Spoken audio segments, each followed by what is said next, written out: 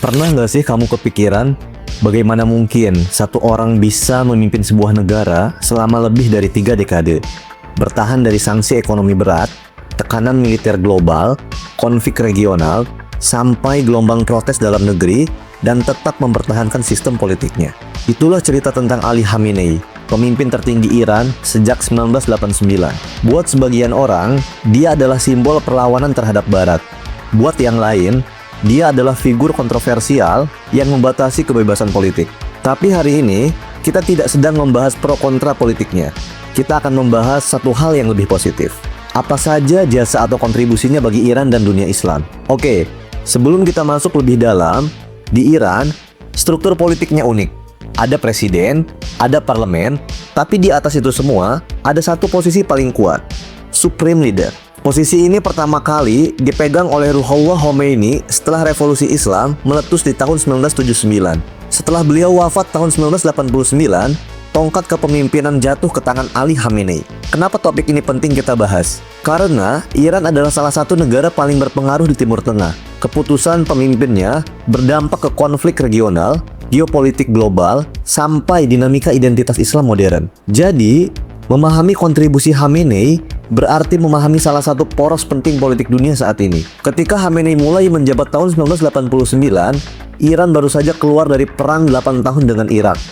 Negara itu lelah, ekonomi hancur, infrastruktur rusak. Menurut penelitian STS Hami tahun 2002, fase awal kepemimpinan Khamenei ditandai oleh konsolidasi elit dan stabilisasi institusi pasca revolusi. Temuannya menunjukkan bahwa Iran berhasil menghindari fragmentasi kekuasaan yang sering terjadi di negara revolusioner. Artinya apa? Banyak negara yang habis revolusi biasanya pecah atau kudeta lagi.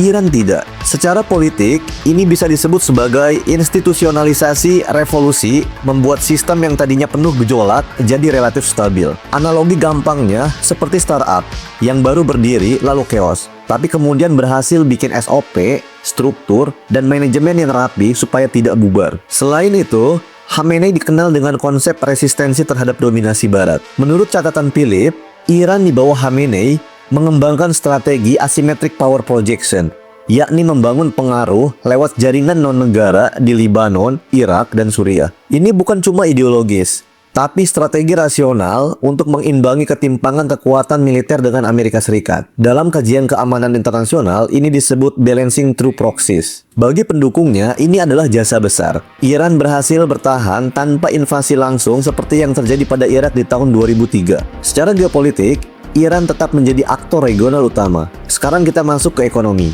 Iran adalah salah satu negara yang paling lama dan paling berat terkena sanksi internasional. Namun studi Farzaneh-Gan menemukan bahwa sanksi memang menekan pertumbuhan ekonomi, tetapi juga mendorong diversifikasi sektor domestik dan penguatan industri dalam negeri tertentu.